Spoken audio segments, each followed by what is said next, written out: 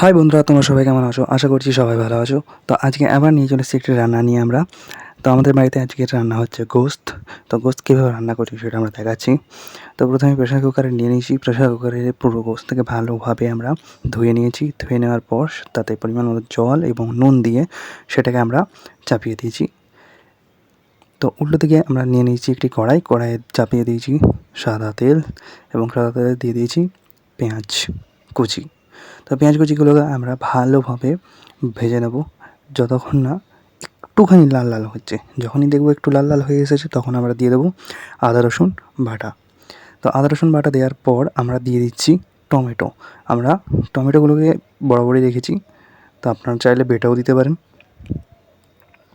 তো আমরা টমেটোগুলোকে দেওয়ার পর কিছুক্ষণ ভেজে নেব এবং তো ওপর থেকে দিয়ে দিয়েছি হালকা পরিমাণ মতো নুন এবং বাকি মশলাপাতিগুলো দিয়ে দিচ্ছি হলুদ গুঁড়ো, জিরে গুঁড়ো, লঙ্কা গুঁড়ো এবং আর কিছু তো নেই। তো আমরা সেটাকে ভালোভাবে নেড়ে নিচ্ছি। মশলা আমাদের দেওয়া হয়ে গেছে। এবারে দিয়ে দিচ্ছি একটু পরিমাণ মতো পানি। তো আমরা যে পানিটা দিচ্ছি সেটা হচ্ছে আমরা প্রেসার কুকারে যে গোস্ত যেটা সেদ্ধ করেছিলাম সেই সেদ্ধ করার জন্য যে পানিটা দিয়েছিলাম সেই পানিতেই আমাদের রান্নাটা পুরোটা হয়ে যাবে। তো আমরা আস্তে আস্তে গোস্তগুলোকে তুলে দিয়ে দিচ্ছি। তো তুলে দেওয়ার পর ভালোভাবে আমরা মশলার সঙ্গে মাখিয়ে নেব এবং প্রথমেই বললাম যে সেদ্ধ করার জন্য যে পানিটা আমরা দিয়েছি সেই পানিটাই আমরা আস্তে আস্তে দেবো এবং ভালোভাবে কষতে থাকবো। তো আমাদের কষা চলছে, দেখতেই পাচ্ছেন। তো অবশ্যই আমাদের বাড়ির ফেসবুক পেজ এবং ইউটিউব চ্যানেল দুটোকেই ফলো সাবস্ক্রাইব করে রাখবেন আমাদের বাড়ির সঙ্গে যুক্ত থাকার জন্য, এবং আমাদের বাড়ির যে প্রতিদিনের রান্না সেই রান্নাগুলো দেখতে পাবেন আপনারা।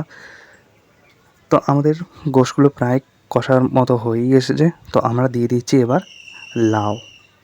তো আজকের রান্নাটাই হচ্ছে আমাদের লাউ গোস্ত।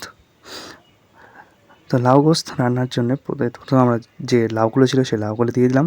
তো এবারে ভালোভাবে আমরা নাড়তে থাকবো যতক্ষণ না লাউগুলো পুরো মশলা এবং গোস্তের সঙ্গে মাখিয়ে যাচ্ছে। তো ততক্ষণ অবধি আমরা দেবো। নাড়ার পরে আমরা যে পানিটা ছিল সেই পুরো পানিটাই আমরা দিয়ে দিচ্ছি। তো আপনারা পরিমাণ মতো দিয়ে দেবেন। আমাদেরও পরিমাণ মতো হয়ে গেছে, কিছুটা বাকি আছে। লাউগুলো আস্তে আস্তে গলবে, তো গলার পরে অটোমেটিক সবই ঝোলের সাথে মিশে যাবে। তো এরপর ভালোভাবে এটাকে নেড়ে আমরা এবার দিয়ে দেবো এটাকে ঢাকা সেদ্ধ হওয়ার জন্য। যখনই ফুটবে তখন আমরা আবার এটাকে খুলে দেখব।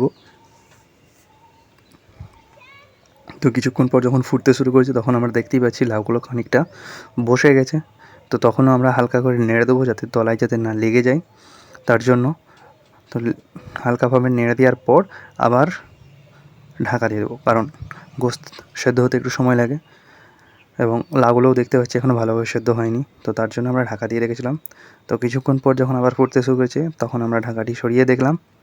তো দেখতেই পাচ্ছেন লাউগুলো আমাদের প্রায় গলে গেছে। তো এরপর আমরা একবার তলাটা ভালোভাবে নেড়ে দেখে নেব। তো এরপরে আমরা দিয়ে দিয়েছি পরিমাণ মতো চিনি। চিনিটা দিচ্ছি শুধুমাত্র স্বাদ বাড়ানোর জন্য, অন্য কোনো কারণ নেই। এবং ওপর থেকে দিয়ে দিচ্ছি জিরে ভাজা গুঁড়ো। আমাদের বাড়িতেই গোটা জিরে নিয়ে এসে সেটাকে আমরা ভেজে গুঁড়ো করে নিয়েছিলাম, তো সেই দিয়ে দিলাম। তো এবারে পুরোটা দেওয়ার পর নেড়ে আমরা দিয়ে দিয়েছি ঢাকা। এরপর শুধু নামিয়ে নিলেই হবে।